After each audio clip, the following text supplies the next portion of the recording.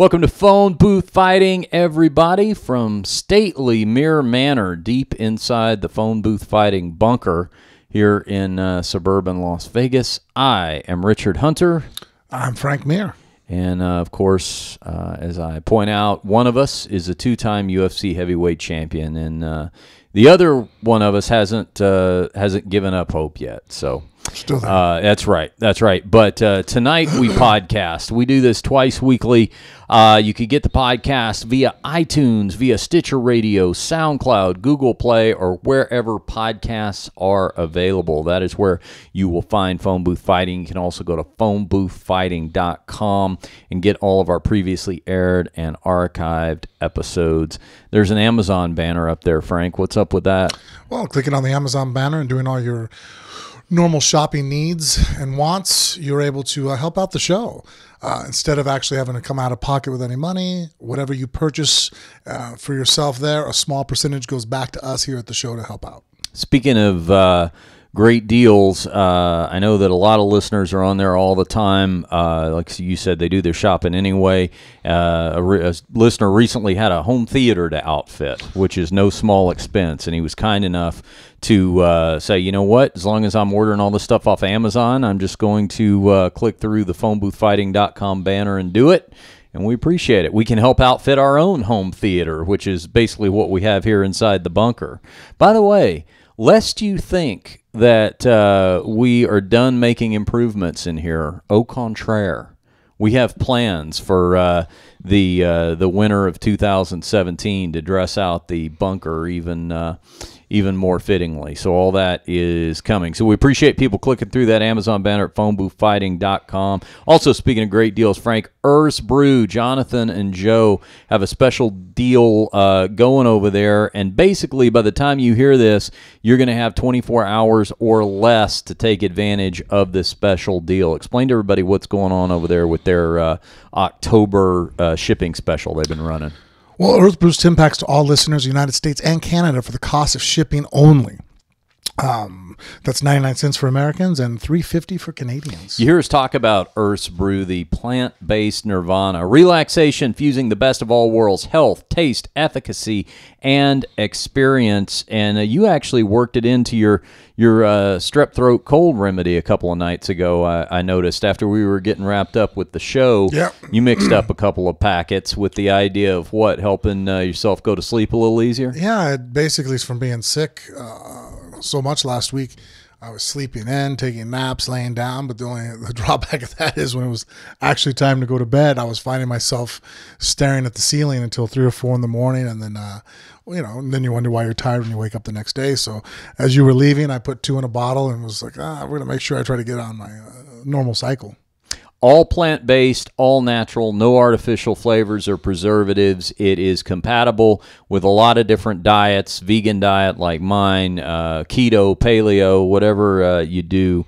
Earth's Brew fits within those parameters. One free 10-pack per listener right now, as I said, for the entire month of October. So that means act now and act quickly. Enter the promo code PhoneBooth99 at earthsbrew.com, and you're going to get a 10-pack sent to you free just for the cost of shipping. As Frank said, 99 cents in America, $3.50 in Canada. And you may be thinking to yourself, well, that sucks because I'm already a Earth's Brew customer. I got on board with them back when they first started advertising on Phone Booth Fighting. Not a problem. You're eligible too. So even if you've been ordering Earth's Brew for a while now, you too are eligible for this free shipping offer. Promo code PhoneBooth99 at earthsbrew.com. Also, Frank, before we get into content, we got to tell everybody about our brand new sponsor, Freshly. Freshly.com is the website. Enter the promo code PhoneBooth at checkout and get $40 off your first 2 orders of freshly cooked, all-natural ingredients meals. And you and I have been able to try this out, of course, before we were going to get on board with it. Freshly sent us a big box of cooked meals. And, Frank, I know if there are 2 things, I'll say 3 things in life that you know: fighting, guns, and cuisine. You're pretty good at critiquing all three. What were your thoughts on Freshly? I was very impressed. Quality product. The food was very good. I think that, after actually eating it and having more exposure to them, to make sure people know even though everything is well prepared and it's healthy, it's not diet food. It's not necessarily somebody who's trying to be on a low calorie diet.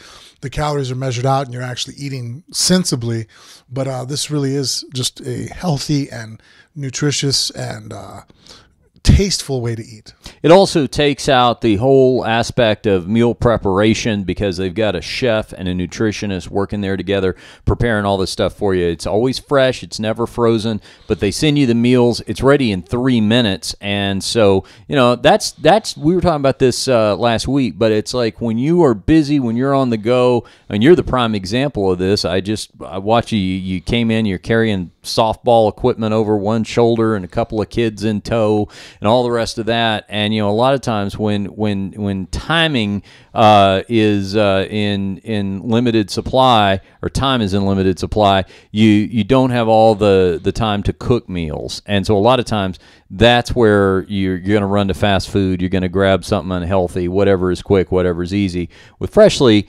everything is quick and easy, but it's also nutritious.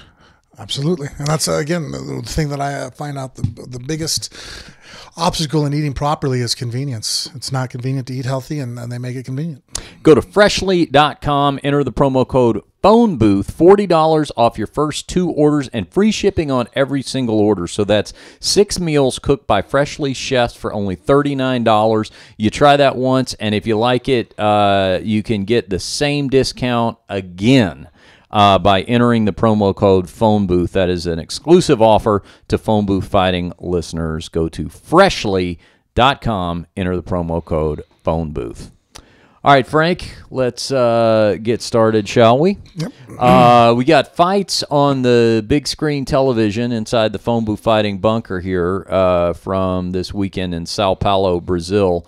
Colby Covington is taking on Demian Maia. And, this was a fight. We're going to basically just kind of talk about a variety of stuff as the fights are playing here in the background. We have an eye on them. But, Covington won this fight by he came in with solid wrestling skills.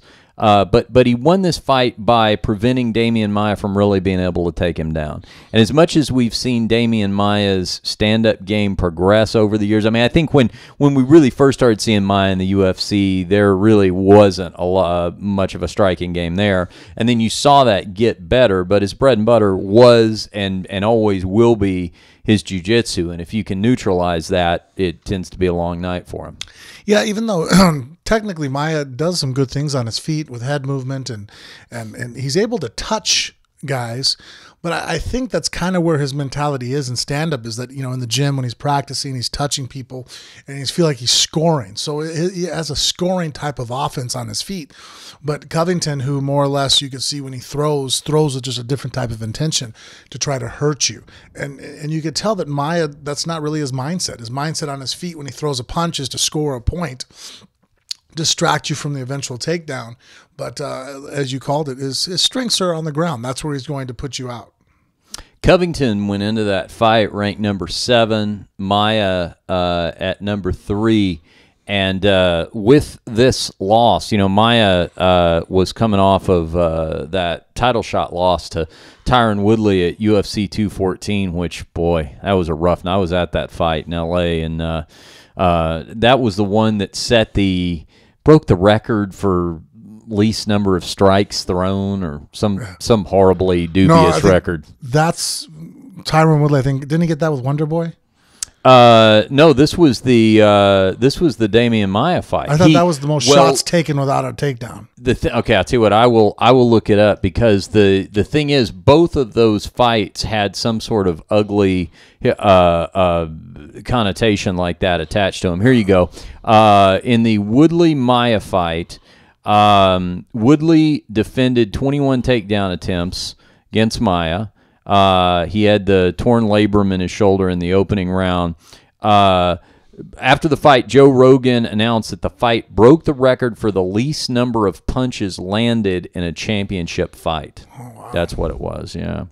So Maia now is on that 2-fight losing streak. And, at age 39, and we're going to talk about Lyoto Machida in a second, too, because he was in the main event, another 39-year-old Brazilian.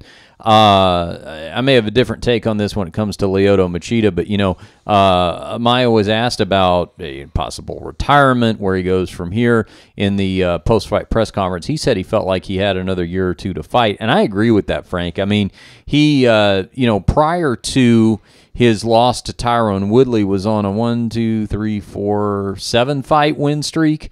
And so losing to an up-and-comer like Colby Covington and then the champion Tyron Woodley right behind that, I don't know if there's necessarily any shame in that. I think we may have seen Demian Maia seriously challenge for a title for the last time, maybe. But I would certainly think he's got another year or two of fights left in him. Yeah, especially with the style of fighting he has. Grappling is not going to be based upon too much. I mean, eye-hand coordination reaction is more important to a striker. Yeah. Somebody like an Anderson Silva could age very quickly. Someone like a Lyoto Machida. Whereas if you're, a Randy Couture, Dan Henderson, you see those guys usually have longer careers because, grappling doesn't necessarily require the same split-second reaction time to evade. I think one of the greatest examples of that was, Roy Jones Jr. in boxing. Somebody that when he was, youthful and young, even went up and won the heavyweight title as a light heavyweight. And then he just hit a point to where he just was a fraction of a second slower for him. And so with his style, he got caught with more shots, later part of his career. I don't think that's going to be a problem for Maia. Basically, it's, stylistic matchups. If he fights guys that he can't get down, he's going to have a hard time. If he fights, and that's what you really saw in the last two fights. Somebody that he had a difficult time putting into his world. Maia could be 50 years old, and if you, the champion, lets him take him down and wants to fight on the ground with him, you might get choked out. Yeah. Yeah, and that's why I've always enjoyed watching Demian Maia. That's another thing, too. From a fan's perspective, as I said, while we might not see him seriously challenge for a welterweight title again at this age and with that style, watching him fight is always fun, especially when he can employ his technique. I was here, I think it was Joe Rogan. Somebody said this, and I want to credit Rogan with it last couple of weeks. I was hearing him say how much of a fan he is of watching the specialist.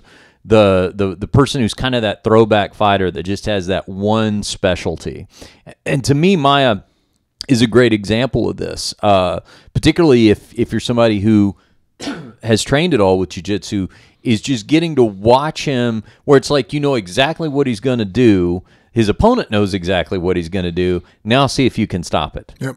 I agree with you. And I think that I think he could fight for a long time, to be honest with you, because of his style. Again, going off, it's certain styles of fighters seem to have longer careers. I mean, that's one reason why you see heavyweights in general fight well into their 40s in both boxing and in MMA, because most heavyweights hit hard. And as a full-grown man, I mean, there's that 50-year-old guy at the bar. You want to pick a fight with him. You might outrun him, but as far as pure power and strength, I mean, I'm sure Joe Frazier, to the day they put him in the grave, could still knock someone silly with a left hook. Yeah. I mean, Mike Tyson might be out of shape for what he was in his prime, might not move as quick, might be able to move out of the way of a punch, but if he throws one, so power and grappling techniques, I feel those fighters tend to have a longer career. Somebody that would have a more difficult time is always the speedy guys. Because, I mean, let's face it, speed is definitely more, pertaining to youth, and it's not that you slow down drastically, but I remember I was talking to a guy who was in the NFL, and he was saying, look, at that point we were having the conversation, we were at a meeting, and he's like, I'm in my mid-40s. I'm only about one step slower than the guy that replaced me. That's enough. But that's it. You know what I mean? Like, yeah. I mean, now the guy who's 25, 26 years old, he has a step on me. Yeah. If I still go out and run with anybody else here, I'll smoke everybody in this room. Yeah. But I can't smoke the 26-year-old kid right out of college that now he has a step on me, and and now he's learned the system and he knows his, where to go, and eventually skill is only going to take you so far with everything else starting to decline. Yeah, and as I said, Maia, even coming off of that loss with Woodley, went into this fight ranked number 3. So I think we're still going to see him in some very high profile fights. As long as he continues to want to fight, although Maia and Cowboy haven't fought yet, have they? No, that's a super interesting fight. That's interesting. Yeah, that both would guys be are a real little bit of a slide right now, but against tough competition. Yeah, right. And, you know what? Interesting. I like that. Yep, both guys coming off a loss. Both legendary names. Both still top contenders. Boy, yeah, I do like that. Yeah, there you go. You just made a fight, Frank. And that's the thing, though, is fighting is so much of a game.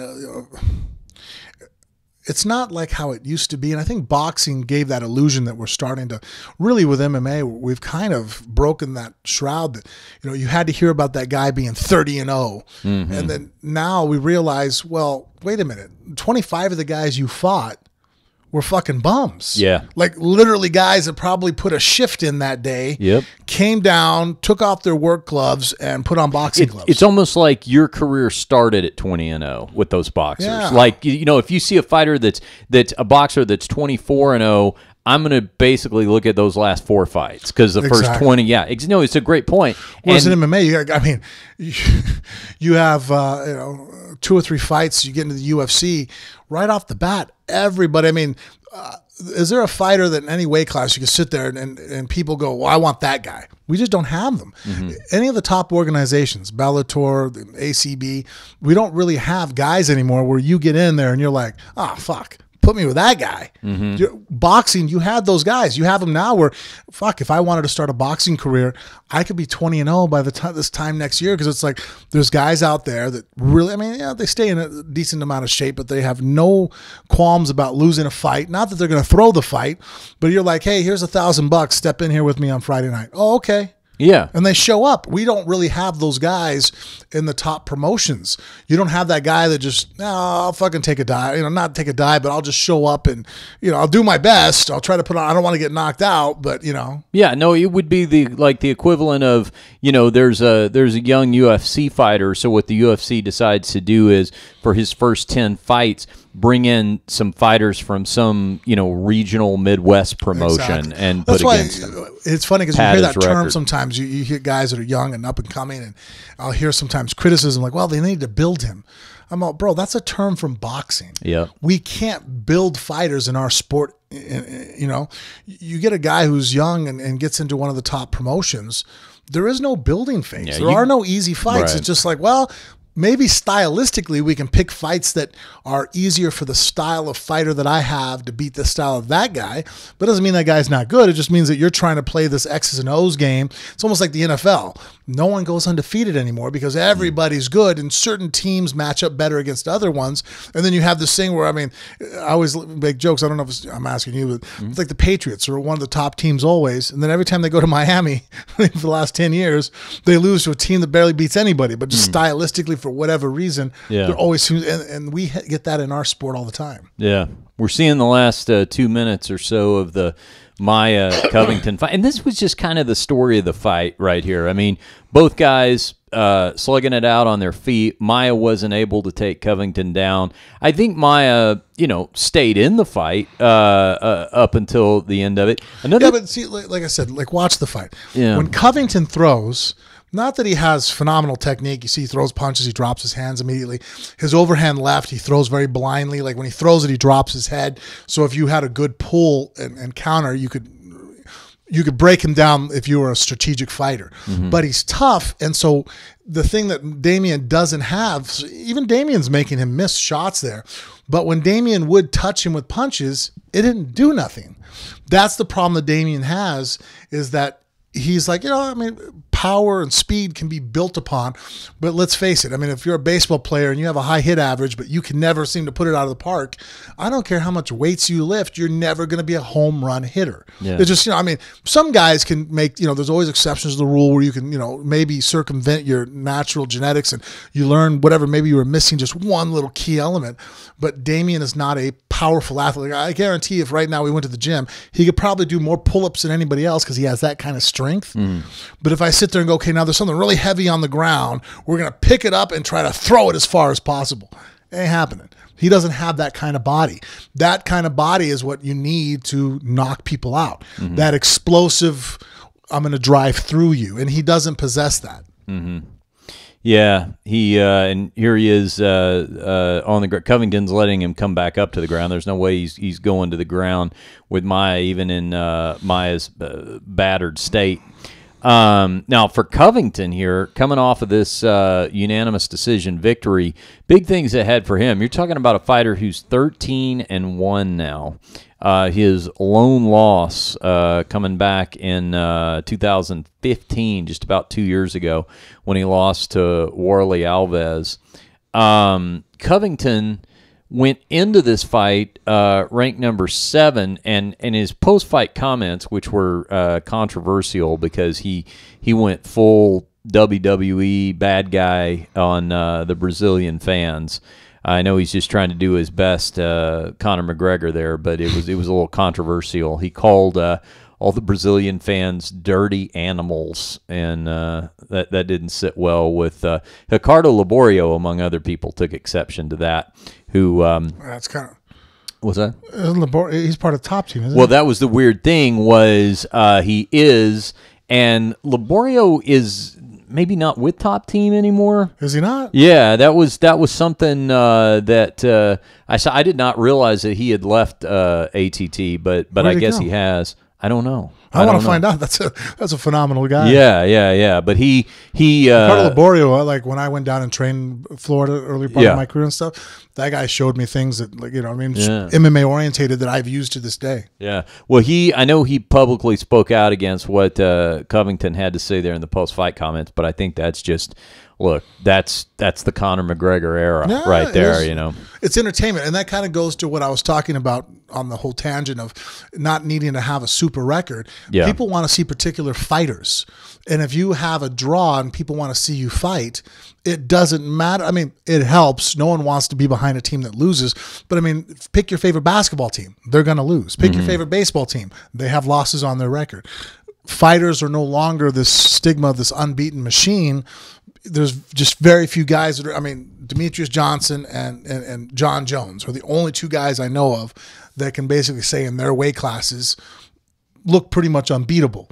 But that being said, on any given night, they can get caught too. And so I think you're seeing people really more adhere to personalities. And I think that's really the Cowboy Cerrone is a perfect example of that no matter what, because how he handles victory, how he handles loss, the way he walks and talks, and just people are like, man, I'm a fan of that guy. When he shows up to fight, I'm going to buy a ticket and I'm going to watch that guy fight. I'm going to watch him throw down. Whereas you get some guys that, even as devastating they are, Tyrone Woodley. Here's an example of somebody that doesn't connect with the fans, that in general people are just like, meh. And I'm like, and I don't get it. I think he's a good fighter. He has great knockout power, great wrestling. So, Demetrius Johnson, there's probably the best example of all. The best fighter pound for pound in the world, the worst pay-per-view sales ever. It just that, it just doesn't cause people, for whatever reason, that X factor that Conor McGregor has in leaps and bounds, he doesn't. Conor could probably lose the next 15 fucking fights. People want to watch him fight. It doesn't matter. The way he shows up, the way he carries himself, the way he does try to, go out there and fight and throw down, people are enamored with him. So we talk about what's next for Covington. So if you look at who's ranked above Covington, now he was calling for a title shot, more or less, at the end of his fight. But if you go through the rankings, though, this is interesting. You've got, obviously, the champ is Woodley, who again doesn't really have anything set as far as I know. Well, labrum injury tear it's a year injury. Okay, so I guess he's still on the shelf for that. I haven't updated myself on his injury if he had a situation true in a tear while. in the labrum, which is the last thing I was told that it actually tore. Right. That is a 1 year you're out. Okay, all right. I guess that's kind of what we're still waiting on there. That's the cartilage around the shoulder joint. You don't want to rush that type of return. And Okay, so we've got Lawler and Rafael dos Anjos set for, I believe that's going to be in December. So that's your number 1 versus your number 5. You got Stephen Thompson and Jorge Masvidal, your number 2 versus your number 4 this weekend, by the way. Well, that's interesting you mentioned Till, because the only person, according to UFC rankings, the only person ranked above Covington is, well, Carlos Condit is there at number 6, but I'm not sure what Condit's status is. I don't know. Is he injured lately? Well, he had retired, and then there was talk he's going to come back out of retirement, but they haven't booked a fight for him yet. So I don't really know what's happening with that. But on either side of Covington, and I think this is where you're going with this, there's Condit at 6, but Till is now at number 8. That's where he debuted in the rankings after being unranked before he beat Cowboy. So I think either one of those fights kind of makes sense, because he did just take out number 3. He just took out Maia. Yeah, but I mean, Till also took out Cowboy, a lot more exciting. True. He went out there, and I mean, basically, you can make a thing that, Maia, was able to last all 3 rounds. Mm-hmm. The Darren Till that faced Cowboy Cerrone, I don't think Maia would have lasted 3 rounds. Well, you know what? you see how hard Till hits. Yeah. You know what? Till and Covington makes a lot of sense, because you basically have 2 guys ranked 1 spot apart, both young, up-and-coming both just guys. fought within a week of each other. 1 undefeated, 1 has 1 loss. That makes a lot of sense. Yeah, I think Yeah, that makes a lot of sense there, too. Now, that fight card, by the way, next weekend, UFC 217, that's going to be the big Madison Square Garden card. We got to talk about that on the second episode of this week, because 3 title fights. There's a lot of fight to talk about on that card. Now, in this main event, this was a much shorter attraction that I think is about to come up here. Lyoto Machida lasting about 2.5 minutes with Derek Brunson before Brunson KOs him. I think Brunson really has been on a silent run. Yeah. I think his only issue is that the way he fought Robert Whittaker was just shitty fucking game plan. I don't know if he just spazzed out, first time. I don't know if that was his first time, but obviously going down to Australia. But at least here he went down and faced Machida, in enemy territory. It's a long-ass flight to show up. So whatever problems that he would have had there, at least it's shown that he's able to overcome them. Because other than that, this guy's on a tear. This guy should be, one of the top middleweights that people are talking about. Yeah, that set him back. Of course, he had that loss right after that to Anderson Silva as well. You know what, though? I didn't count that one. Yeah, I didn't either. But he lost. But after watching the fight, I kind of thought he won. Right. You know what I mean? But no, you're right though. The fight against Whittaker is that one sucked. Knocked out in the first round. Well, and the other problem too was he was an unheralded guy kind of up to that point, like you said, kind of on that a well kept secret. And so that was a big coming out thing. That was like main event, fight night card, and that was a bad stage to lose on, I guess is what I'm saying. So that's a good point, and understandably that derailed him. But now with this loss to Machida, or rather with this loss to Brunson, you talk about where Lyoto Machida sits now. He's lost 3 straight. He's lost, I believe, 4 of his last 5. He's 39 years old as well. I also did not realize that Lyoto Machida had fallen completely out of the rankings, and he has. Can you rattle off his last fights? He took so much time off with that bullshit USADA DHEA thing or whatever. Yeah, that's true. There was that. Hang on a second. My computer just froze up. Honestly, I've kind of last fights. Yeah, my brain needed to reboot. Yeah. Hold on, I'll pull up. Terrible time for my computer to freeze up. Hold on a second. Machida just still has a very hard style to figure out. I think he's a pain in the ass for most guys to fight. Yeah, but is it that is true? But maybe is there guys also just figured him out? Yeah, that's what I was going to say. Is there also maybe a point though where guys figure you out, and then it's kind of like, you know, that it's like, you know, live by the hard to figure out style, die by the hard to figure out style. I mean, once people have it, if that's kind of your bag, then people are going to catch on to that. I think what it is called you're a victim of your own success. Sometimes when you have something that's very good, for many years, I had that problem. My takedown defense personally always sucked, but that's because in the gym and in practice and in fights, guys would take me down and then I would submit them. And then it took me till years later, like, okay, well, guys are now improving in jiu-jitsu. I better improve on making it more difficult to take me down. So if you do take me down, you're out of position at least. And there's exposure for submissions and making things difficult.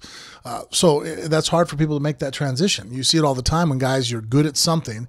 It makes it to where you're not necessarily good at other aspects of your game because it covers up for it. I mean, if you hit really, really hard, sometimes those guys don't have the best defense. Well, it's like, why? It's like, well, when I stand in front of people, they tend to move out of the fucking way. You know what I mean? Like, it's like, oh, okay, well, you know, and then when you see somebody unravel that, and, you know, Mike Tyson was another, bringing him up again.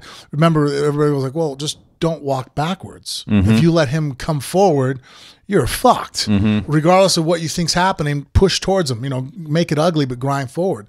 And when you've seen fighters later on, you know, in his career, even when he was still good, they gave him a much harder time because Mike wasn't as good at fighting backwards. Well, that's how Evander Holyfield beat him.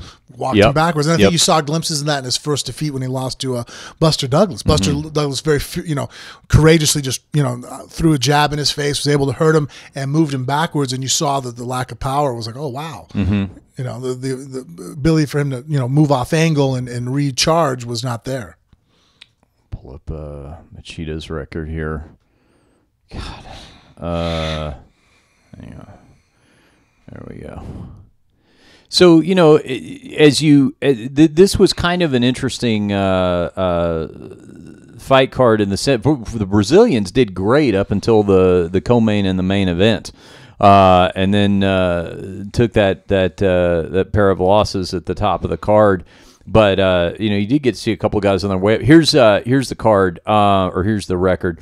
He has now lost to Derek Brunson. He was KO'd by Yoel Romero before that, so 2 straight KOs. He was submitted by Luke Rockholt. His last win came against CB Dalloway back in 2014. And then before that, he had lost to Chris Weidman. So yeah, he's actually lost. So he's actually lost, 4 of his last 5 and 3 straight. I mean, you know, yeah, but he's lost to all killers. That's true. true. That's the thing. I mean, you're in the top 10. You're facing those guys. They're all killers, and just that's why when you have somebody again like, you know, that can dominate a weight class, it's always so impressive because everybody they're dominating is tough. See, I don't know what they do with him in the rankings now because of the suspension. I guess that's basically why he had fallen completely out of the rankings. But do you debut in the rankings with a loss? I'm not sure how they're gonna handle that, because otherwise he's now unranked and 39 years old. What was Kevin Gastelum's last fight?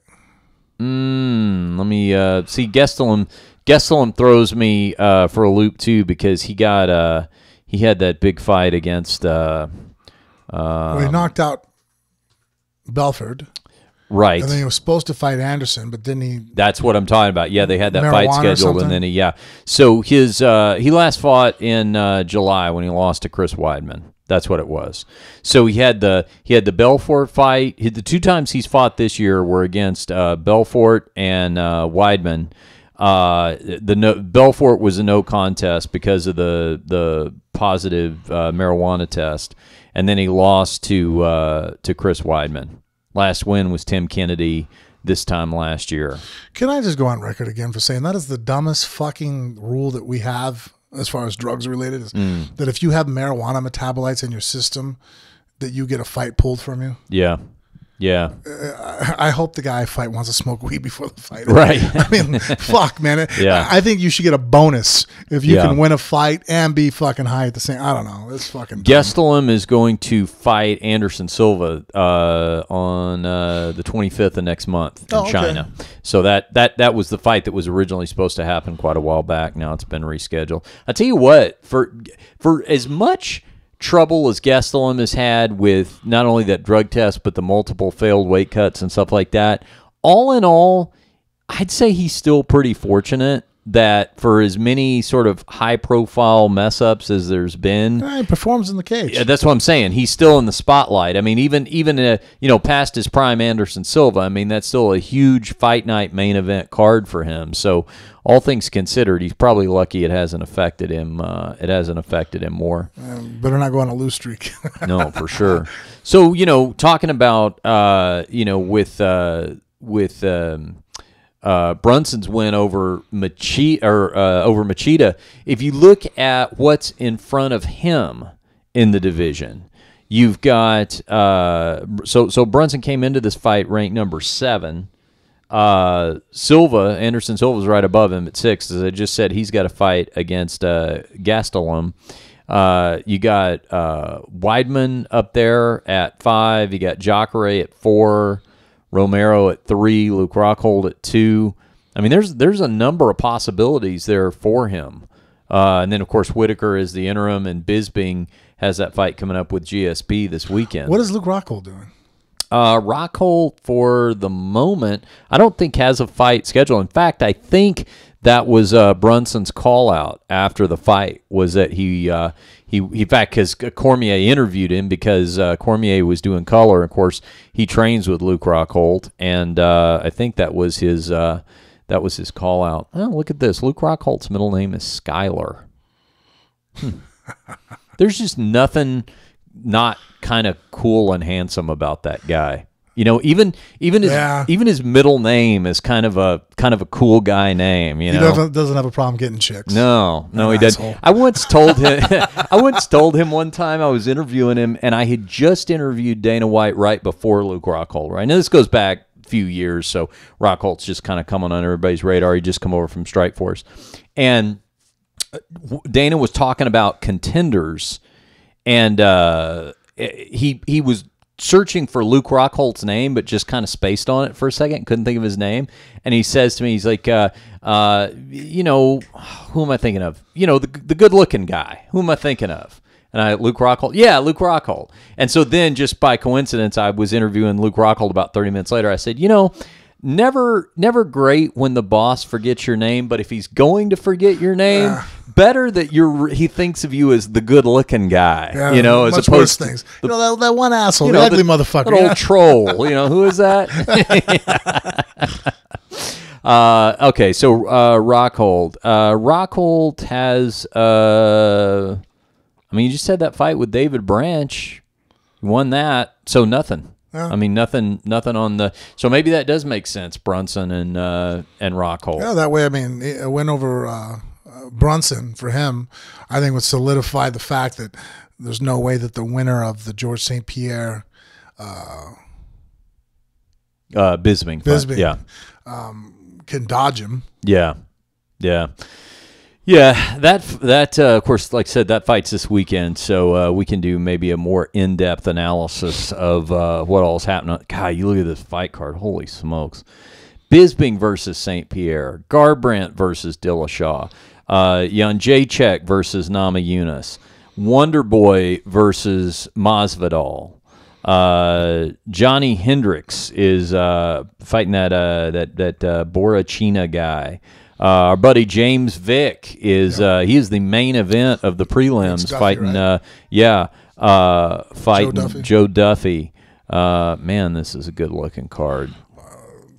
Personally, I'm very interested. I mean, not taking away from some of those fights you just called out, but the Cody Garbrandt and I know that's the one. That's the fight. I can't think. You and I think wanted to see that fight. I know. I can't. We've been talking about it for over a year. I'll bet if we went through our archives And of any fight that we've ever sort of broken down, what we spent the most amount of time talking about as far as different scenarios, different matchups, I think that one more than anything coaching else. Staff, history. Yes. There was all kinds of elements to that. I'm just glad that fight still got made. And I'm glad it still got made as a championship fight that so much time didn't go by because of injuries that it either never got made or by the time it did, it just wasn't as important. It might be more important now with Garbrandt as the champion. Just real quick, like I said, we'll maybe do a more in-depth breakdown later on in the week, but your thoughts on Bisping St. Pierre? I know a lot of our social media followers have been tweeting, wanting to know your thoughts on that fight. I just think it's a difficult fight for St. Pierre to come back on. Bisping is very hard to take down. He's very active. I don't think he has great knockout power. I mean, not that I don't think. You can look at his record. He doesn't have crazy knockout power, but he's extremely busy. Like, he's the kind of guy that I'd point at if I met you in the gym and you're training and I see you hit and you don't hit very hard. I'll be like, all right, well, you need to fight like Bisping. You need to be busy. You're going to have to outwork guys, use angles, and hurt them because of the accumulation of shots and angles of different things that you're able to come with. And Bisping has good footwork. He has a great gas tank. I mean, you've seen him in the Dan Henderson fight. I mean, he got smashed in 2 separate rounds where he took a hellacious right hand, the H-bomb from Henderson, and not only recovered, but was able to get back to just, okay, I'm back on my pattern and moving and really outworked, Henderson. And so I just don't see, I think St. Pierre has a very great style as far as, throwing his, strikes. But I think ever since I think the George St. Pierre was most dangerous before he fought Matt Serra. And even though he's had a countless amount of wins since then, he's kind of only fallen in love with the takedown and ground and pound, and he fights very safe. And I don't see him being able to, because of the superior footwork of Bisping, be able to secure takedowns without being a little bit more risky. Yeah. And ever since he got caught by Matt Serra, because before that, George was, I think, a much more complete fighter. He knocked out Matt Hughes with the left kick to the head. You've seen that he was also dangerous on his feet. His Kyokushin karate background and Muay Thai that he studies, he was pretty decent on his feet. After that, even when he did have fights where he outstruck guys, he fought safe. Like, I remember the Josh Koscheck fight. Here he has Koscheck's eye completely orbital bone busted, and all he kept doing was just throwing jabs, double jab, jab. I mean, it's great. He won the fight. But what I'm pointing to is the mentality of a guy that looks to stay safe. And I'm not knocking it. I'm just saying that with that mindset, Bisping doesn't fight safe. Bisping takes chances. That's why he got caught in 2 different rounds by Dan Henderson. He's busy. He'll throw a lot of strikes, throw things and move at you and change angles. And he's an active, aggressive fighter with a lot of movement. And if George plays it safe, I think he's just going to lose the decision. If he goes out there and takes chances and wants to, put Bisping down, I think he has great elbows and great ability to crush, but he's going to have to be aggressive. And the George that I've seen in the last couple of years is a very cerebral fighter, very intelligent. I can't knock his game planning, but he's just, not risky enough. And that's okay, I think, that when he fights guys that are closer to his size naturally, or that he could be a little bit bigger than, because then when he does get that takedown, he's able to really, control you and do a lot of damage. You've seen that like in the Nick Diaz fight that they had. Nick, there was a point there in the 3rd round. I remember sitting there going, holy shit. It's, if you're a George fan, you're wrenching the towel right now. Nate's starting to really come on and pepper the shit out of him. Yeah. And then George was able to get the takedown, really utilized great cradles in that fight and held him down and beat him up. And, Diaz wasn't able to get up to his feet to contest him again. I think that Bisping's going to be able to get back up to his feet if he does get taken down, George is one of the greatest, takedown artists in MMA history, but, he's now fighting a guy who's, going to be 200 pounds and moves a lot, and if you're a wrestler, anybody here that wrestles at home knows you don't want to fight the busy guy that doesn't fucking stop moving. If you're a control guy like George is, you don't want to face that guy. I like the guy, that's more of a sniper type. Maybe you're going to look for your opportunities. Okay, because then when you go, I'll go and I'll just keep blocking you. We're going to play this game. It's like when I roll. If we play pure jiu-jitsu and I get guys that want to slow down and fight me at my pace, you're fucking dead in water. It's like, all right, you're screwed.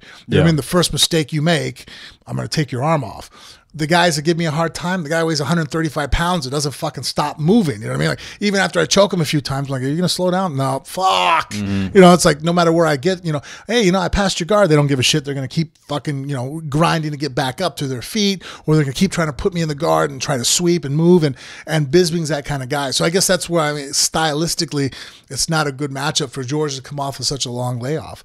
So, I mean, if I had to bet $1 on it, I'm putting it on Bisping. Yeah, I think, and by the way, speaking of betting, Bisping is barely a favorite in this fight. I mean, it's basically a pick'em fight.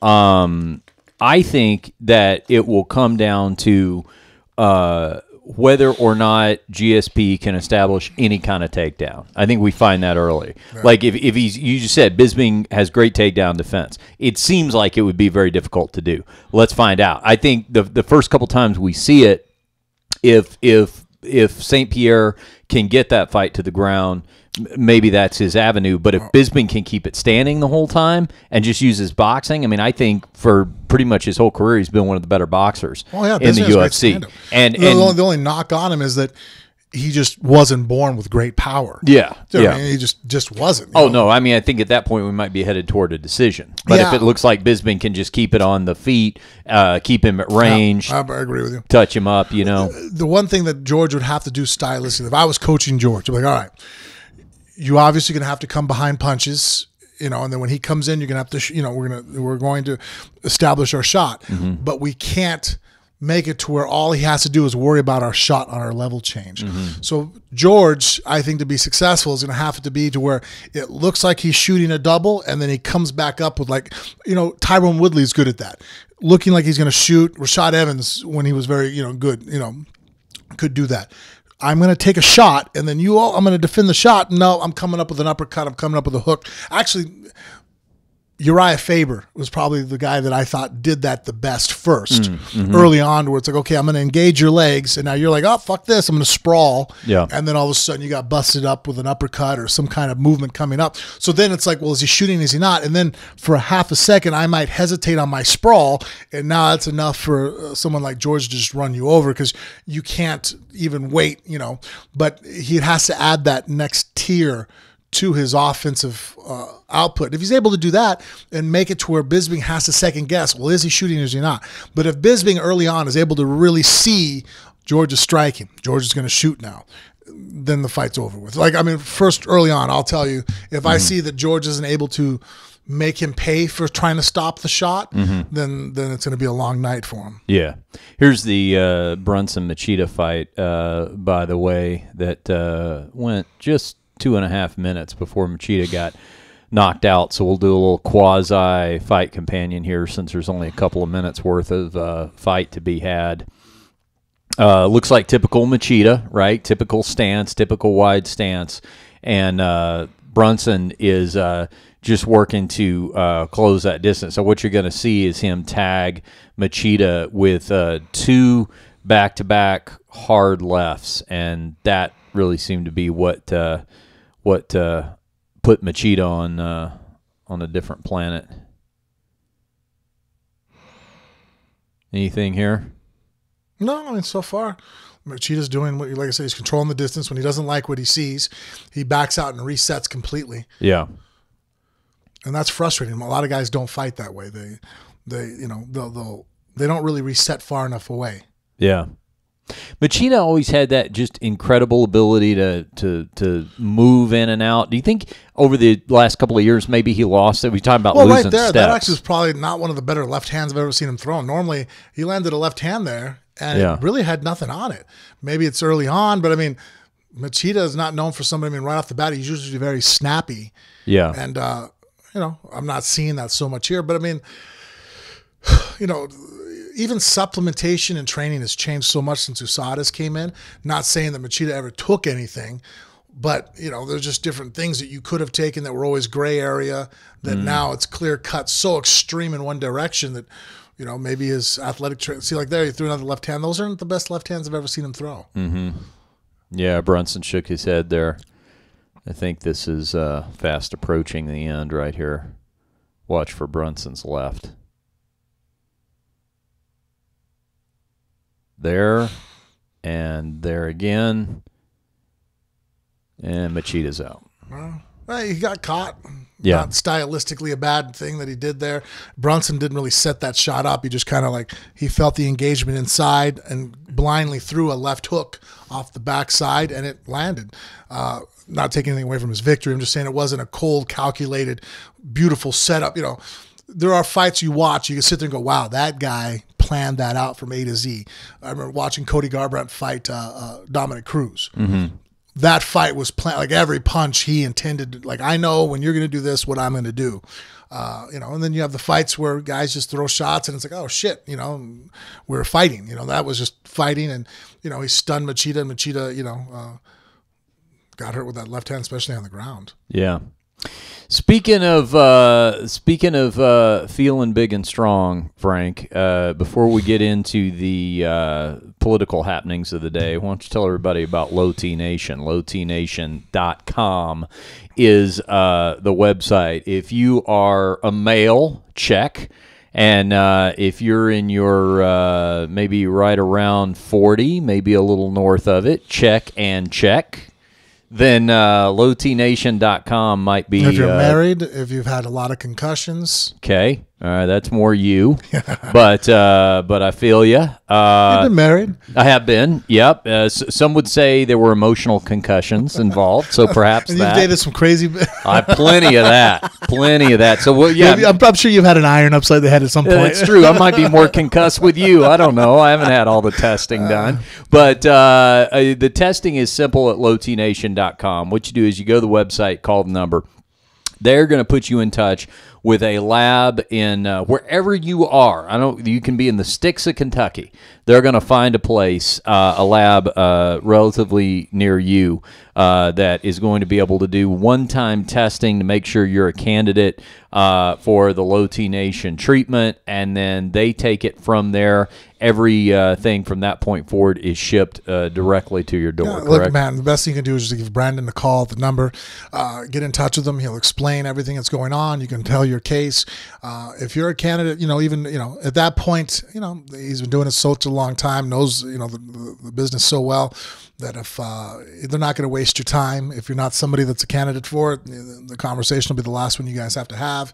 If you are, then they can go the next step, which is to talk to maybe your general practitioner. They're very good at if you have a personal doctor that you like, you can get them in touch with Brandon. So there you have somebody who's on your side who's not financially benefiting from your choices, right? And Brandon can help educate and see if it's something you feel comfortable with. Then after that, you're right. You get the blood testing, make sure that that not only are you the right candidate, but the right dosages. I remember that was one thing that was really enlightening when I had Brandon and Jason, Dr. Weeks here, was that there is very much of a green zone. Just because you think, a little bit of hormone replacement therapy is going to make you feel better, well, a little bit more would make me feel better. It's like, no, not necessarily. There's a green zone where everything operates at the right function. It's like putting nitrous in your car. Hey, a little bit can go a long way. Don't want to be too low, don't want to be too high. So you want to be right there in the green area. And then once you're educated, know what you're doing, the best thing about the whole program is that it's delivered to your front door every month. So that way you stay consistent and regular. I was stunned at to find out how many Phone Booth Fighting listeners we had that suffered from low testosterone. That when Low T Nation came on board with us, I was like, all right, well, hopefully I'm sure it'll help a few people. Turns out quite a few more than few. Well, you know what? Especially too, it's our lifestyle here in the U.S. Quite a lot more than few, I think is what I meant to say. When I travel abroad, the one thing I really see is that people may want to make fun of Americans, and I hear the fat jokes and everything else. But the one thing we have is we're the hardest workers. We work harder than any other nation that I've ever gone and visited. Wake up early. I mean, that's why we're having heart attacks. The stress that Americans have, the rat race, and that comes with some consequences. That's why we, have some of the heart disease and strokes that are occurring, and that's why premature aging, and so one way to battle that is that take the benefits of living in the country that we have, the first world nation, the laws, the access to some of the doctors and facilities which are the best in the world, and that way you can prolong your health and not just to live a long time, but who wants to live a long time if you can't fucking get out of your chair? Yeah. You go to play with the kids and they go to throw the ball and you're like, oh, I'll be back. Ibuprofen, I'll leave, fix the lower back. Now I'm done for 2 weeks, That's a shitty feeling, especially when you're talking about a guy being 40 years old should not be old. Yeah. Yeah, that's right. You can be 40 or you can be 40. And you don't want to be that. LowTNation.com is the website. Hit them up. Consultation free, absolutely free over the phone, and then they will take it from there. Tell them Phone Booth Fighting sent you. Big news today, Frank. It was, historically speaking, if you don't really appreciate the historic times we are experiencing right now, especially from the standpoint of U.S. history, man, you're just sleeping through it because extraordinary events today coming down. I was waiting for that on today because yeah, I saw that released over the weekend. Yeah, where basically what you're saying. I'm like, all right, so who the fuck's getting arrested? I on know Monday? The first indictments being handed down by Robert Mueller, the special investigator on the Trump-Russian connection case. And we did get our first indictments. Former campaign chairman Paul Manafort got indicted. He was, if you were betting on it, he was one of the favorites. He was kind of the one that everybody was expecting. So no big news there. Another campaign aide and a cohort of Manafort's named Rick Gates, he also got indicted. But there was a mystery guest. There was a surprise entrant into the conversation. A young guy, I think he's 30 years old. He was 29 at the time that the circumstances of the indictment happened. George Papadopoulos has already pled guilty and is cooperating with the investigation. I thought the most significant thing George Papadopoulos had ever done was adopt Webster. Nothing. Probably before your time. Yeah, guys. Did you ever hear of Webster? Yeah, no. Isn't What You Doing With Us? No, now that was Gary Coleman, who was another diminutive young black child. But there was Emmanuel Lewis, who was Webster on television. Holy shit. Yeah. I thought they were the same person. No, Webster was... different colors, right? Or no? No, both black. No, wasn't that the name of the show? The show is called Webster. Oh, you're thinking of Different Strokes. Now, Different Strokes was Gary Coleman's show. Fuck. Okay. There's interesting. We'll get to Trump in a second. Let me get Frank up to speed on 80s sitcom lore. So what you had Different Strokes, and the concept of Different Strokes was Gary Coleman was this little cute, chubby black kid, and he and his older brother Todd Bridges, or Willis on the show, they were orphaned. And so Conrad Bain, who was like this rich guy that lived in New York, adopts them. This old white guy adopts them, and comedy ensues. Now, on Webster was also a small black orphan, and he was adopted by George and Ma'am. It was real weird because all he ever did was call that woman Ma'am.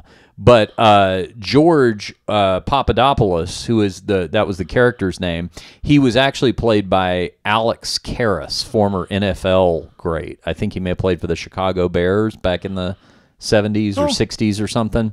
That in its own right it's probably not, it doesn't get referenced as much as Different Strokes does, but it was also a big hit sitcom back in the day. So cool. When I heard the name George Papadopoulos, that's what I thought of, that was the dad's name on Webster. Anyway, all right. This that George Papadopoulos never got indicted. This one's got some legal bills he's going to have to be paying. So, well, the fact that he's going to plead guilty, he's going to cooperate. Well, that's the interesting thing, because let me just get your initial thoughts here. At this point, can anybody be debating whether or not this is a big deal? I mean, even if ultimately the president finishes his term, maybe he even gets reelected, whatever, even if the administration survives this, you can't be saying that there's nothing to this, right? That there's nothing worth looking at. Reelected. I don't see a reason for reelecting Trump. He has a Republican Congress, Republican Senate, and he did nothing to fix the healthcare issue that he said he would fix. Yeah. Regardless if you wanted him to fix it or not, my point is that he didn't do nothing. All he's done is cause strife internationally for someone like myself who travels a lot. Tensions have been greater now with him as a president than they ever were as Obama. And I traveled during Obama's, terms also.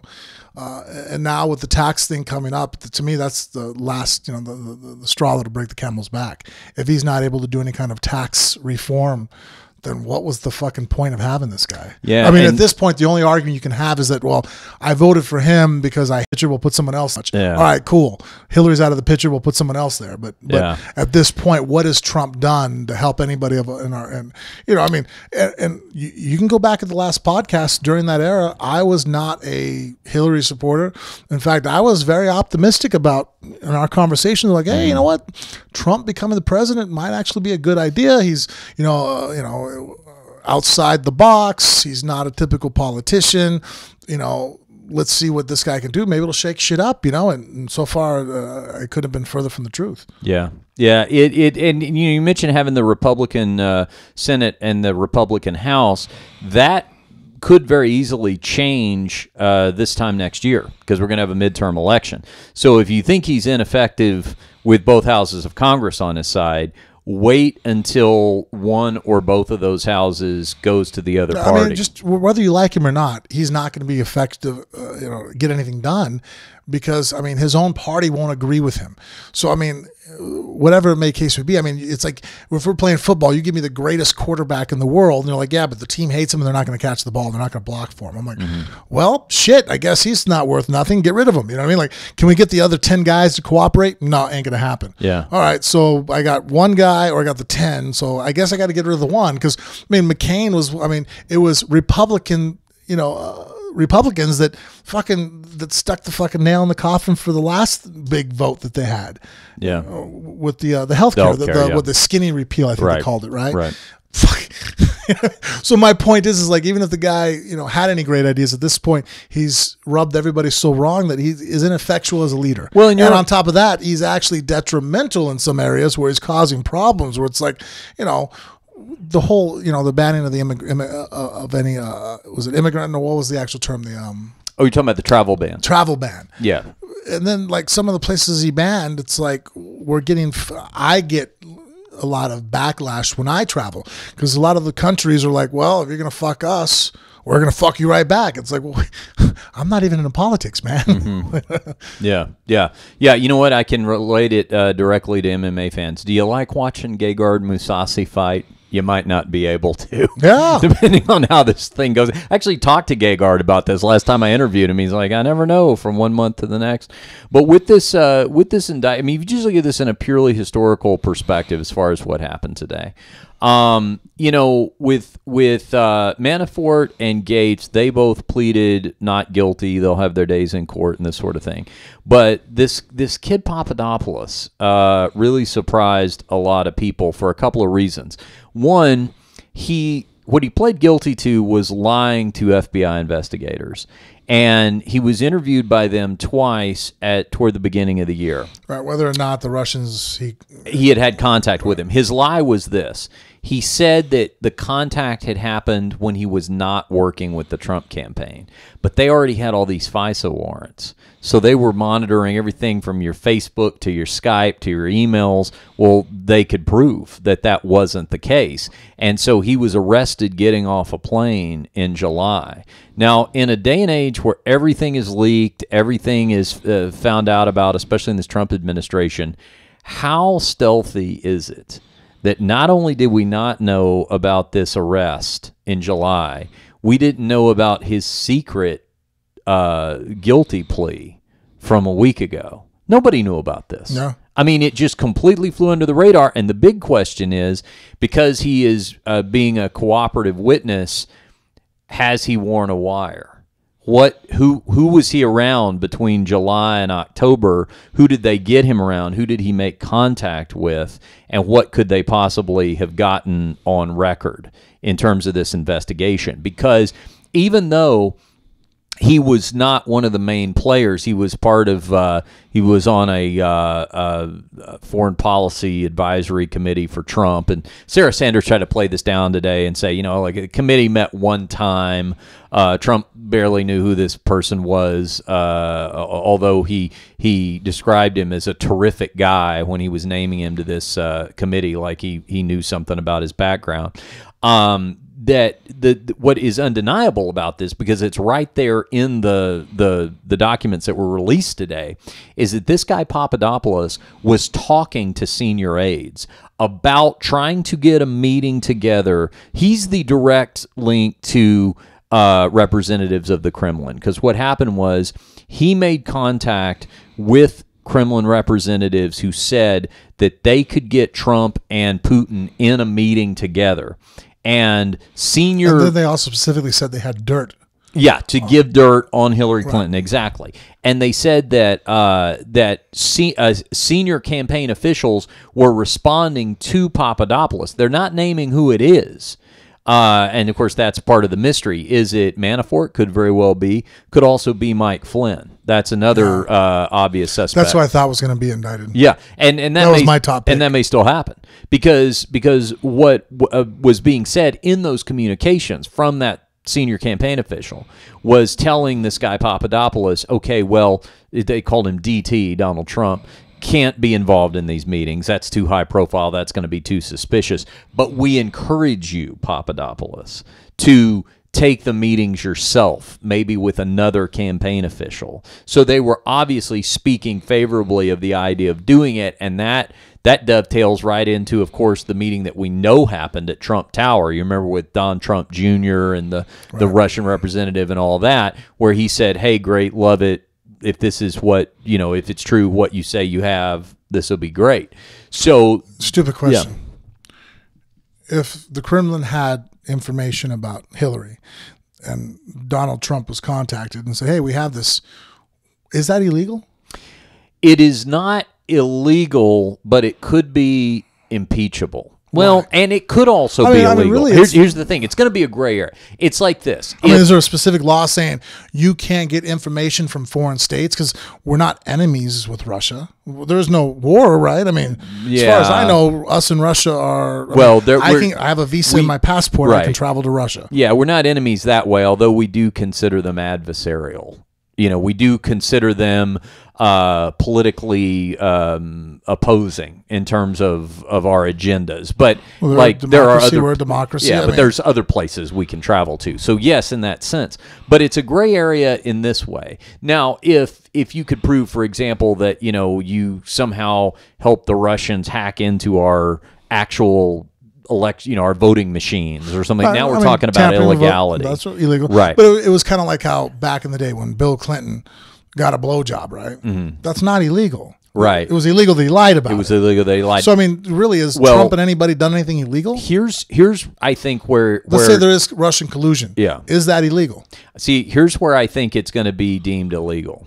And and I think you could actually have a constitutional crisis because you could theoretically, at that point, you could even be talking about indicting Trump over it, let alone his associates. But for what? What's the law? I'm going to explain. It's this.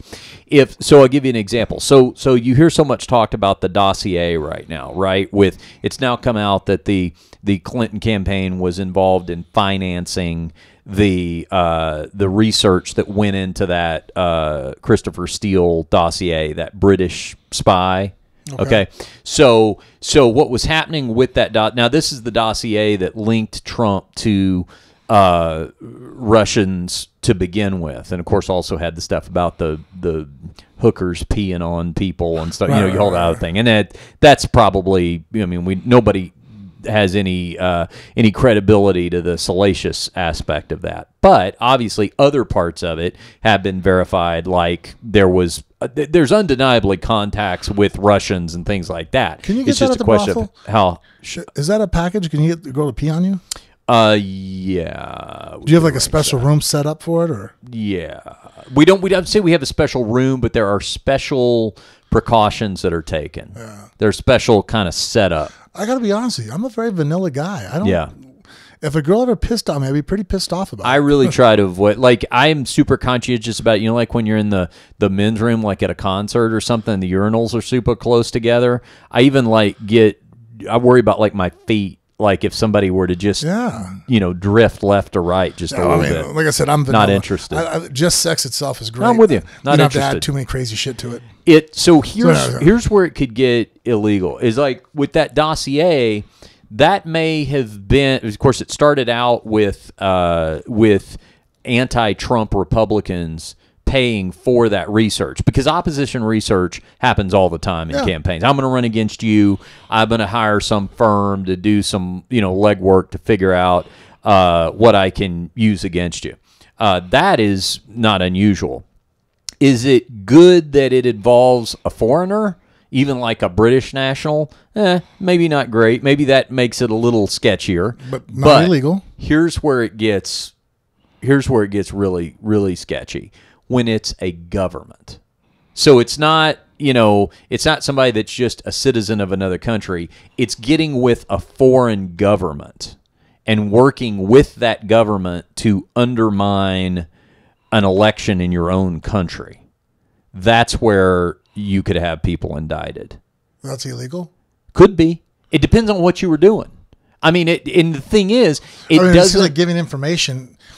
If they physically did something, if they're over there, like you said, hacking computers, I get that. But as far as information, doesn't seem like that's... Well, see, it depends, because but here's the thing. Didn't they prove that Hillary's campaign, or not Hillary, but the DNC, they actually... Didn't they screw over Bernie at the fucking primaries? Yeah.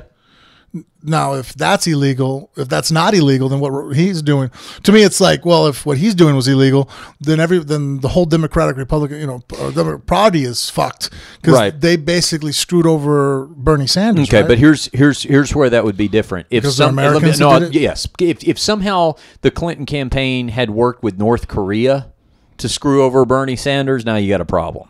And the idea is that now this is where the term... So it's not the act that's illegal, but it's working with foreign powers. Yeah, that's where the term collusion comes in. Okay. So right now, collusion has not been proven, and this is a liberal saying this. I mean, you hear, people who are hot on Trump's trail. So to get him working with impeached or another whatever. government is technically illegal, even though we do that all the time. Well, it depends on what you're doing. Are you trying to undermine the process of the American election? Because also keep in mind that we've got all the scandal of the Facebook ads involved. Right, I saw that on the BBC. Yeah, and I think there was like 126 million people. Unbelievable. That it had infiltrated that many people. Now, is what Russia's doing to influence our elections illegal? Well, I mean, we can't prosecute them for it, but it's that can be considered a terrorist act. I mean, that can be considered don't we do an that attack. all the time on other countries? We try to. Sure. I mean, we've assassinated leaders too in the past. But if you were to ask us how we take to that, not well. I mean, that's why we are a shitty girlfriend. Yeah. Don't I just see? What did I see that at? I just saw a comedian say that we are that shitty girlfriend that does fucked up shit. But the minute someone does fucked up shit to us, sure, we don't ever forget it. Well, you fuck it. It's like, but I did it because. Yeah, I'm gonna have to find it again because it made me laugh. Yeah, that's how every country is. But that's if they're going to prove collusion, that's what they're going to have to look at. It's gonna and it also does not have to be illegal for it to be impeachable. I mean, that's the other thing too. I will tell you this. I think. Wait a minute. So a president has to necessarily break a law to be impeached? Not necessarily. It depends on if they have have compromised the office, essentially. So, for example, there is. He was telling secrets to the fucking Russian guys. Yeah, I mean, wasn't that like the first month that he was in fucking office? He did that. We had the meeting with the guys and disclosed our buddies that we work with on how like different intelligence information. How crazy is it that this thing has been so scandal plagued that seems like years ago? I mean, Like, you just kind of thought of it? Out of all the things that he's done, that we're aware that I can think of, that's the one time. I mean, not the one time, but that bugs me the most. Yeah, that's like, why are you talking about? Like, I mean, like, you know, it's kind of like, it'd be like, you know, if we had something going on real well, then you're telling the other podcast, we actually do this and it really gives us a bump up. I'm like, yo, Richie, we're on our own team, right, motherfucker? Like, well, why are you giving out information or, you know, on somebody else? You know what I think is, and things like that, you know, up until a point, I think those who were willing to do it were giving him a pass by going, oh, he's new, he's inexperienced, which, by the way, to me is a, you know, there are, the better the job is, the more experience you need to have in order to qualify for it. And I just hope we are done, and I mean this on both sides of the aisle. I'm raising my hand right now on the Phone Booth Fighting podcast. I will not back somebody with zero, and I mean zero, political experience, even if they're in line with my political thinking. Just won't do it. You don't start as president. You don't take your first fight in the UFC, CM Punk. That's a terrible. Well, I mean, that's a bad idea. Championship fight, your first fight. Well, yeah, but I mean, that's like imagine if you made your debut in the UFC and it was the title shot. No, that's true. I mean, it's even MMA, more extreme than that. Never right? Fought, and then your first fight is, well, I'm going to go ahead and fight Demetrius Johnson. It's like, what? Yeah, you've never fought before. Nope. Right. You get to fight DJ. Yeah. Yeah. Yeah. It's probably not going to go well. Yeah, but imagine having such massive support behind your idea. Imagine if enough people in the country were behind that to actually get it on pay-per-view because they couldn't deny it because of the momentum of it. I just hope we've all kind of learned that lesson as far as electing somebody with zero experience. But what I was going to say is that there is another avenue constitutionally where the president's cabinet can decide collectively that he's unfit for office, and they can remove him that way. And it can be anything from like senility to, you know, medical impairment, but it can also be, hey, this person's just, you know, gone off the reservation. I mean, they're out of hand. And I think what you could see is, if there's a couple things to watch for. First of all, I think if he were to fire Robert Mueller, which he could do, if he were to fire the special prosecutor, then he's got to go. And I'm not somebody who is called for impeachment, because understand, as liberal as I am and all the rest of that, this is bad. It's not going to be a good day for America if President Donald Trump is removed from office, in terms of what that does to the integrity and the strength of the office. I don't know, man. I think it might actually.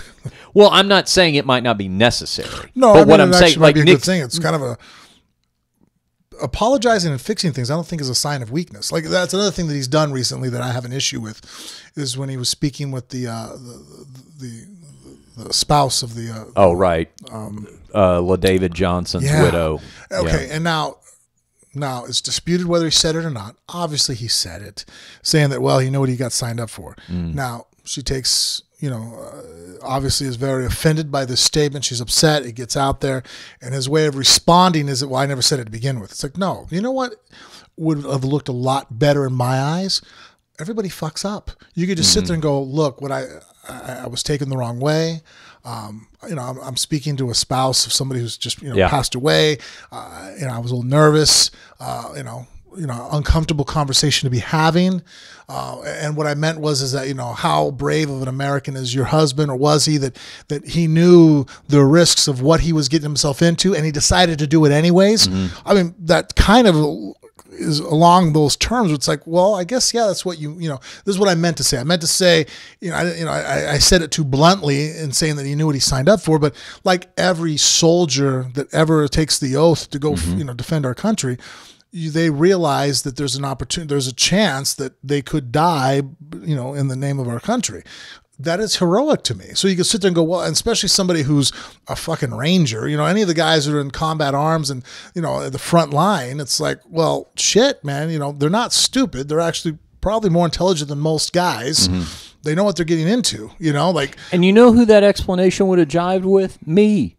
Yeah, as no. liberal as I am, it would have jived with me No, I made a mistake. because okay, maybe in a circumstance. To me, it was like okay, Who hasn't put their foot in their mouth? Yeah, maybe I've said stupid shit maybe where I'm that, like, right. oh fuck, why did I say that? Yeah, and then the only way is like, look, let's just. I've done that. I'm like, hey, can I just start over real quick? I said this, and as it came out of my mouth, I realized how it sounded. I profusely apologize. I meant to go this direction. I totally fucking dropped the ball. Yeah, I fucked up, man. You say I'm sorry. That was not at all what I intended. It came from a good place. My apologies. Wow. Or I've said things where I meant to say it, and then someone comes up to me and goes, hey, man, that was fucking dickish. I'm like, well, what do you mean? Well, I said this. I'm like, oh, fuck, I didn't mean for you to take it that way. I didn't even see it that way. But now that you pointed it out to me, I do realize that was fucked up. God damn, I'm an asshole. I'm sorry. Yep. That would have worked for me. And instead, what you got was not only a non-apology, but a denial that it happened to begin with, and then an absolutely unnecessary claim that he has one of the great memories of all time. And because I have one of the greatest memories of all time, I can't possibly be incorrect about the way I remember this phone call happening. Quit making it about you. Stop that. That was a dickish thing, Don't too. go to someone's funeral and start bragging about yourself. I mean, seriously, like under any circumstances, that is a terrible, terrible look.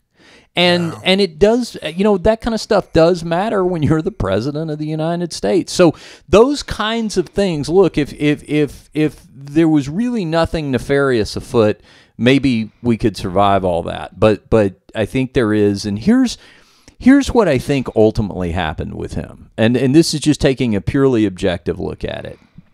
Is, he was considered a real underdog in this primary. I mean, he had how many? 12, 13 maybe total people he was actually running against. He outlasts all of them. I mean, nobody really, I think, very few people could actually believe what we saw happening was going to happen. I'm just talking about him getting the nomination, not even winning.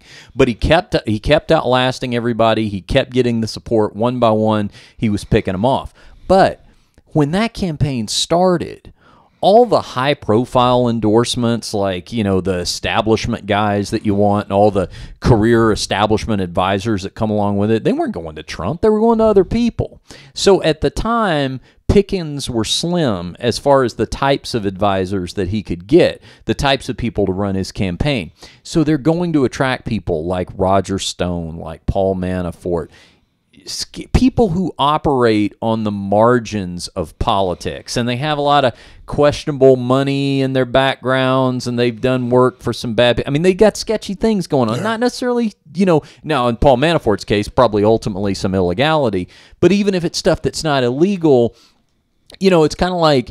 I mean, we always use fight analogies because obviously we're based on MMA here. But it's kind of like, if you're the heavy UFC heavyweight champion, you're getting courted by, Harley Davidson and Budweiser and all the Madison Avenue companies. But if you're having your pro debut, you're going to be lucky if a, vape pen company wants to sponsor you. So what's happening is when you're down there on that ground level and nobody's beating down your door to get on board, a lot of times the people you're going to attract are going to be sometimes sketchy people. Well, it's your responsibility to vet them. Just like with Paul Manafort, Trump's main defense today was, hey, he did all that money laundering stuff. He was doing that 10 years before he hooked up with me. Well, that's still not a good testimonial as far as the guy you picked to be your campaign manager. Yeah. But I think that's kind of how that stuff happened. But the problem becomes that every one of these people has some weird tie to the Russians. It's not just one guy. It's like every one of them has some weird connect, including Trump himself with the money. And I tell you what, if Mueller gets those tax returns, that's where I think things are going to hit critical mass, because I think Trump would fire him before those tax returns became public, because I think you're going to find all kinds of Russian money in those tax returns. And I think at that point, Trump might fire him knowing that would do in his presidency, and that would essentially be his out. That'd be the tap out. That'd be like, you know what? I'm firing this guy. Nobody's seeing my tax returns. Oh, you're going to remove me from office? Well, I'll declare victory and put on my red hat and, my base of whatever it'll be at that point, 25% or whatever it'll be, will declare me a folk hero. Yeah, but the only problem is that they're still going to go after him. Oh, yeah. No, I mean, he would still need to possibly be pardoned at that point. And then we might be into a situation of like when Ford pardoned Nixon, would Mike Pence do the same for him? That's a great question. It's just, it really is, I mean, to use Trump's favorite adjective, it really is sad. And if it happens to the office, it's going to be sad. What happened with Richard Nixon and Watergate was sad. Even if you, supported George McGovern as I would have if I'd have been old enough to vote at the time, it wasn't an exciting day for the country. It wasn't a great day for your team. It was, holy shit, this country made it 200 years without ever having a president resign, and now this happened because the president is a criminal. And if that were to happen again, that's what happens in third world countries. That's what happens in the countries we kind of make fun of. You know what I mean? When we go, oh, yeah, that looks like a fair election over there. And it just, if that ends up being the way here, here's what I hope would be the legacy. Well, honestly, I'm glad that Pence is, I think he's about as Republican, of a representative of the Republican ideas that you can get. Well, yeah, but he's also not. He would be what I would qualify as a survivable event. I mean, if he were to assume the office, he's going to do a lot of things that I'm going to be politically opposed to, but I'm not going to worry about the very stability of the office. No, not at all. I mean, like that guy is a very right calculated, now. Smart individual. I mean, he doesn't really do anything to get himself in trouble. I mean, I seen an article the other day out there where basically, like, the guy won't even have a dinner without his wife present and another female there. Oh, right. Yeah, yeah. It was like, it seems like common sense. Yeah, it probably wouldn't be a good idea to just be having dinner with a female aide or, a business meeting, but he won't even put himself in. So the forethought of like, you know what, I'm not even going to put myself in a situation that could be miscued. I'm all, man, that's smart thinking. I wish the president would think that way. Like, right. Especially before he fucking tweets some shit out there. You know what I mean? Like, yeah. Wow, that I could use for some foresight. You know what I mean? The presidential leader. It's funny because, Ford was kind of this palate cleanser. Like, Ford was just kind of this guy who finished out the rest of the term until we could get what he referred to as the long national nightmare was over with what happened with Watergate. And if we have to go through that again, what I hope is this, one way or another, regardless of what comes of this, I hope we take a new, fresh look at the office of president, and I hope that we put some new rules in place. Like, for example, this blanket pardoning ability. I don't want to be in another position with a president that we elect worrying about, is he going to pardon every one of his family members and possibly himself? I don't want that anymore. So I hope that we've never worried about it before because it's never been a realistic concern. Closest we ever got was Bill Clinton pardoning his brother over some DUIs or whatever he got.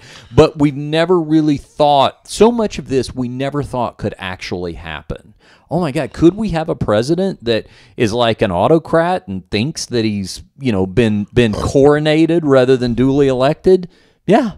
I mean, you that's what you got now. You got a guy who actually thinks that the attorney general has to be loyal to him, or the director of the FBI has to be loyal to him, that these people, that he doesn't understand that they don't work for justice, they work for him. We got to fix all that. Long after this guy's gone, we got to fix all that. Yeah. Well, I mean, it's things that, in all reality, I don't think we'll have to worry about ever again. I don't think that we're ever going to have another Trump. Yeah, I don't know. And you know what? I mean, it doesn't hurt to fix it. Let me say this. I'm just saying that, I mean, it's gone, for almost 200 years where no one's really did this issue, had these issues before. Yeah. So. Here's what but we might be getting dumber. See, the thing is we might be devolving. There's a lot of stupid people out there. And I'm talking about on my side, too. Well, here's what I'm afraid of. I'm afraid that this could happen on my side of things. I don't care who's in line with my politics. At this point, I am not ready to vote for Beyonce for president. You see what I mean? Or or Oprah or anybody else. If Oprah Winfield ran for president, the liberals would elect her. Well, and what I'm saying is, with no political experience, I'm not supporting her. Yeah. Do you hear this liberal saying that? So what I'm saying is that this goes way beyond party politics to me. This is something like I never, if you had asked me up until even a year ago, would anybody with zero political experience ever, or military experience, because I guess you could make the case of somebody like Dwight Eisenhower, but like with zero political or military experience, could that person ever be elected president? I would have said no. And I got proven wrong here. But I think that it is a failed experiment. I think people are seeing why it's important, because somebody like Donald Trump kind of needs a civics lesson a lot of times. I mean, a lot of times there's things he doesn't actually know the way that they work. And you combine that with some volatility like he's got, yikes. Yeah. So I hope that doesn't ever happen again. I hope it doesn't. But I'm kind of out of the business of never saying never after this. You know? Well, things are just changing so much for us. I mean, like you said, as the world gotten dumber, I'm like, no, the world's always had a lot of stupid people. Mm-hmm. I've always felt that if you look throughout time, the dumb people have always outnumbered the smart people. We only really need a few smart individuals ever to move the tribe forward.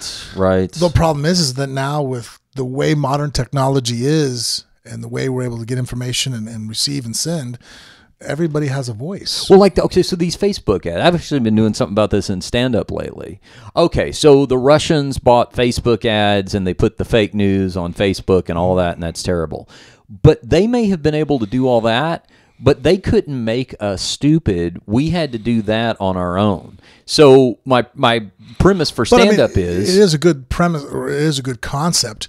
Huxley, in Brave New World, talked about how it's not going to be a restriction of information, but an over-exaggeration of just so much you don't even know where to fucking... That's true. It puts a lot of effort, more effort so on the part of the consumer, that you have to sit there. I have to do that. Someone will say something in the news, and I'm like, I wonder if that's fucking real. Then I start Googling more and looking at it, and I have to read 4 or 5 different fucking websites to sit there and go, okay, I think I got a grasp of that this is about 30% bullshit. You know what I mean? That's true, but at least you're doing that. And that's my point, is consider the source.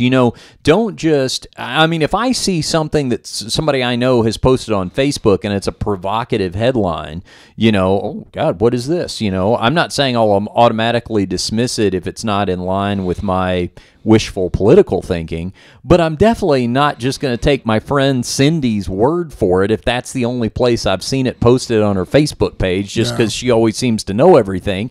I'm going to look it up to see what the source of that is. And I did not realize, I guess, until I saw it in play, how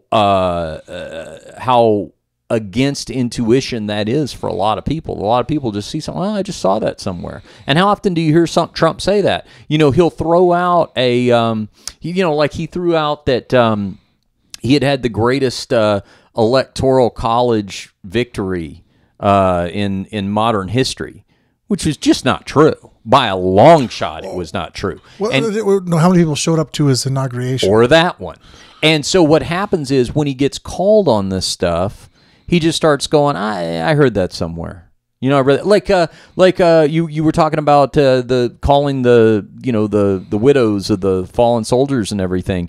He said in the initial context of that conversation, when he was asked about it, that he writes a letter and calls virtually everyone that has been killed in action, which that was proven not true as well. But he said some of my predecessors, Obama and some of the others, didn't do that. They chose not to do it. They didn't call very often. That's just not true. No. And you know what? I saw a woman write an article about that. And he was fact-checked real time. Yeah. What happened was, a couple of reporters later, because it was in a press conference setting, a reporter said, well, wait a second. When he started, no, this is not true. And here's this fact and here's that fact. And not only was he implicating Obama, he was implicating W. Bush. Yeah. And that was not the case either. And he just immediately went to, I don't know. I was told that. I might have heard that somewhere. That's not an acceptable burden of proof on this podcast, let alone if one of us is the president. If you or I are going to make an emphatic statement, if you make an emphatic statement about something, I'd be like, Frank, what's your source? I heard it. Someone told it to me. Jesus Yeah, I get hit in the head Christ. a lot, man. I don't know. Fucking sounds right? Right. Yeah. So, well, it is fascinating to watch, and it's a time, like I said, Watergate was before my time, so it's interesting to be living through this. Yeah, who's now, the guy whatever now? the I just saw an outcome is gonna ad be. for him calling for impeachment. Oh, that guy is, I don't have Tom the name off the something, or- top of my head. Yeah, he's like a billionaire or something. And listen, that's hyperbole. I mean, it's not time. First of all, talking about impeachment should be, to me, that's like saying the word divorce in a marriage. If you say it, you better mean it. That can't just be part You of don't think it's good to get the ball rolling? Go, hey, look, I think we need to get a divorce. Well, no, what I mean is I don't think that a word like that should just be used in casual argument. Right. Where you always go for the nuclear option. Like, you get in a fight, so you just always say, oh, well, I'll just divorce you. Never mind. Sorry, I love you. I'm just saying that if you say that word, it's like the C word. I mean, that's a big word. Make sure you mean it before you say it. So I feel that way, and maybe it's just because I have reverence for the office. I mean, beyond political party, this isn't a game to me. I mean, in terms of, it's not my team versus somebody else's team. It's my country. It's all of our country, right? So for us to say that, I think, number one, we would really need to mean it. Number two, we would need to make sure that it was the right thing. But I will tell you this. If he were to either fire the special prosecutor, or, and this is another concern, if he were to issue pardons, like right now, to any of these people or any of his family members. You can't do or a any of this- preemptive pardon, though, can you? Yeah, you can. He did it to Joe Arpaio. He pardoned Arpaio before Arpaio I thought was sentenced. Well, but he was already convicted. Yes, but had not been sentenced yet. So he could have technically not been sentenced to anything anyway. But you can, if it's a federal charge. Yeah, Nixon was pardoned that way. That's what Ford did to Nixon. Nixon wasn't charged. Nixon could have been charged. And so he just pardoned him preemptively. Yeah, I just learned something new. I didn't know. You can do it. I thought first, with the Arpaio thing, I thought the sheriff was already convicted, Right. and then now they were going to do a sentencing, and between that period, like over that weekend, he'd boop. Yeah, no, you could do it. And that's why they have a blanket power to do it, and that's something that I would really like to see So change. why doesn't he just pardon himself now? He could. And now I say he could.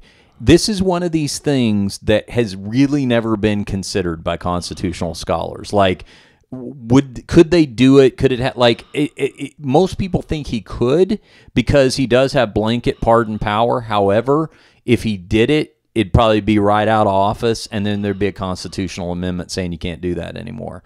So what I'm saying is, because at that point, you are compromising the due process. So if he pardons anybody who is under legitimate investigation here, at that point I would say got to go. I think that's time to impeach him. Because basically that's interfering with a criminal prosecution at that point.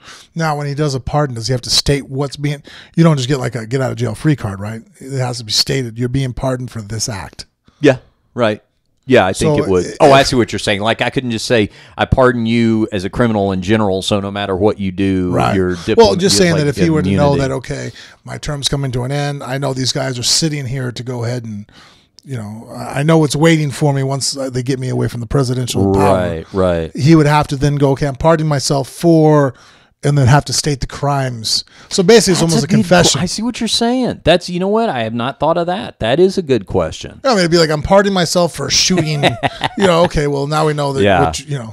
Yeah, that is interesting. Yeah, just, because then he would have to then admit to wrongdoing, right? Right. And of course, I'm sure the way he would phrase it is, I'm going to be accused of this, even though I didn't do it, so I'm going to pardon myself. But still, no, you're right. That's a great point. You're going to have to make it something specific. I don't know if we get to that point or not. I don't know if we have to get to that point. I mean, he may still at some point give. And the other thing to consider too is after the midterms next year, if they lose control of Congress, he will become a lame duck at that point. And everybody may just get together and go, you know what, let's just figure out a way for you to leave. Maybe you just resign. Maybe you just declare victory. He'll do that anyway. Greatest presidency in the history of America. You are welcome. I am now going to retire. I've set the table for everybody. It's all awesome. Here you go. I think that could happen, but yeah, man, it's going to be very, very compelling to watch who's the next because I don't think they're done with the indictments. I think definitely Michael Flynn somewhere in the mix, and who knows who might have already flipped too. Like, who might already be talking. So it's going to be interesting books written about this whole thing. All right. Speaking of interesting places to check in, let's talk about our social media. Frank, you are on Twitter and Instagram at the Frank Mir. Facebook is official Frank Mir. I am on Facebook at official Richard Hunter. Twitter and Instagram is at Richard Hunter. Frank, how do you follow the show? Well, you can follow us on Facebook and Instagram at Phone Booth Fighting, and Snapchat and Twitter. Just check out Phone Booth Fight. That's it. This was a fun one. A little bit of mixed martial arts, a little bit of politics, all about fighting, and we'll do it again later this week. We got to break down that big Madison Square Garden card. Halloween tomorrow night, so then we'll... That's right. Yep, Halloween is tomorrow night. We have some Halloween stories from the weekend that we didn't quite get to because we had big weekends in L.A., I was doing big Halloween things. Yeah, we didn't meet up with you at the cemetery. I know. We were supposed to do our annual Day of the Dead celebration at Hollywood Change Forever. Bella's program. Yeah. Well, I represented for both of us. So. Yeah, you look cool. I saw that. Oh, you saw the picture? Yeah. Did you see my makeup? I did. Yeah, you guys did. I actually did my own Day makeup. of the Dead too. It looked good. Fuck, that was hard. Yeah. I have new sympathy for women. It was funny. I'm sitting there, just quick last story, right? Yeah. So I'm trying to Google and YouTube, how to put on skeleton makeup. So I'm sitting there, and so I start doing it, right? And then Rachel, comes in the bathroom and she sees me and she's like, "What are you doing?" I'm applying the makeup. She's all, "Why are you just using your fingers?" And I'm like, because I'm groping the makeup up and I'm just doing this. I'm like, what was I? And then I'm like, oh yeah, they were using sponges and shit. I'm like, I'm okay. Fingers work. At least I still feel like a warrior now, applying makeup of save some, sanctity of my manhood. But yeah. Well, you know what? You're going to have to, you'll have newfound appreciation too for Paul Stanley next time you see him. Yeah. He's been doing that 250 days a year since 1970. Fuck. Yeah. It's time consuming. All right. Thanks for being a part of this one. Yeah, I saw Paul too. He was there at Disneyland. What? Yeah, sorry, buddy. I forgot to tell you. Yeah, I walked up to him. I just saw him. He was sitting there hanging out with his wife and his two sons. He was just there in the lobby at the Grand California. So I saw him, no makeup. I didn't have too many people bugging him. So I came up and said hi to him, told him he said hello. Damn it. Yeah, I should have been on Disneyland, dude.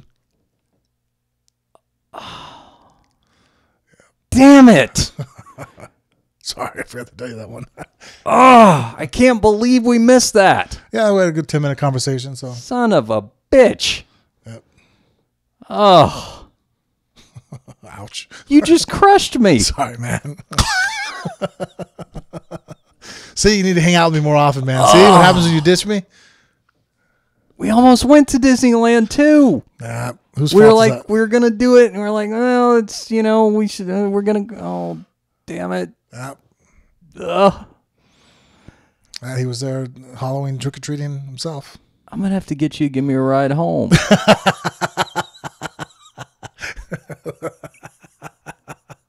Motherfucker. Well, at least tell me he asked how the podcast was going, or was there any mention of, I don't know, coming back on sometime soon, or the visit that we had with him? Actually, we talked more fighting. Okay. It was when I was fighting again. He was making sure his son knew that that I was a fighter. And okay. We had just talked about, hey, as soon as I know that I'm going to fight, I'll give you a heads up. Okay, good. That's what I'm looking for. I'm looking for you planted a seed for the next date is what I'm getting at. Yeah. Like I told him for sure we'll make sure they have tickets to the next fight. Great. Okay, good. Because he's going to have his second book coming out. He's got like a follow-up to his first autobiography. Yeah. Jennifer really loved that book. Yeah, I think he's, because he got the book deal and he's writing it. So my guess is probably by, spring or something like that, it could be out. So he'll have something else to promote. That'll be about the time you're fighting. We get together, we do another podcast. Jesus. I'll make sure when we get him tickets, your tickets and his tickets are right by each other. So would you please? Obviously, dude. Come on. Would you? I feel better now. For Frank, I'm Richard. Phone Booth Fighting. We'll see you next time. That is crazy. It's good that I told you on air. Yeah. Good reaction. That is crazy.